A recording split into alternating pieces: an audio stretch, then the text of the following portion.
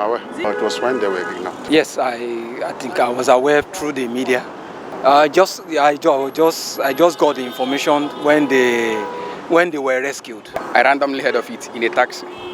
Sometime a few days back, I saw its headline somewhere, but I wasn't interested in because I was, 26 girls.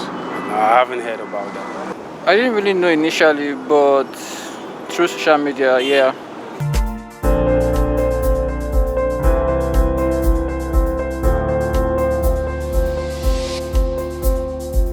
My dear sister, it is never done in any country, in any world, even in heaven.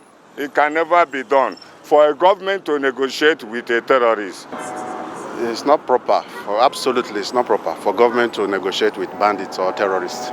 Because doing so, you are giving them footage and you are giving them more chances to operate. So I don't believe in the idea of negotiating with terrorists. It's not right to negotiate.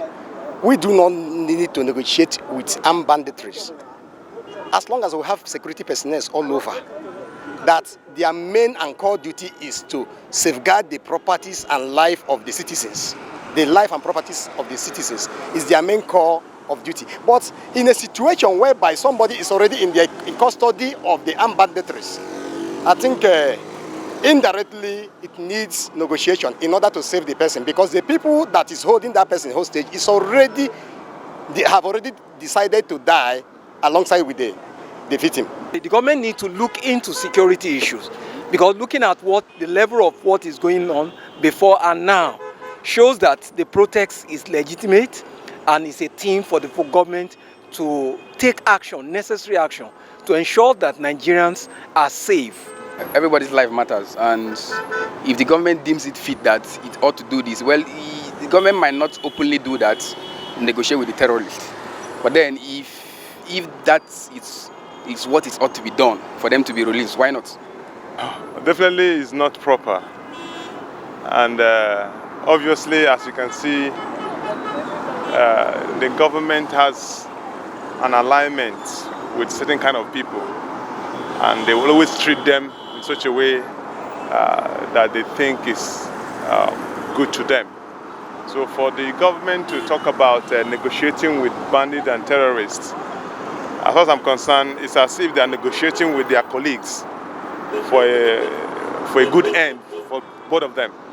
So if they are now persecuting the other set of people, innocent, individual, then that means they have no regard for this kind of people. So they rather negotiate with their colleagues, which are the terrorists and the bandits. For the government not to be sensitive and sensible enough to see and understand this and to work with them in this manner, then that means no surprise that they are negotiating with their colleagues, the terrorists and the bandits, because that is the kind of people they rather work with to solve the Nigerian problem. So you can see, they are bringing us some of money to solve the Nigerian problem that they think is the problem, which is to settle themselves.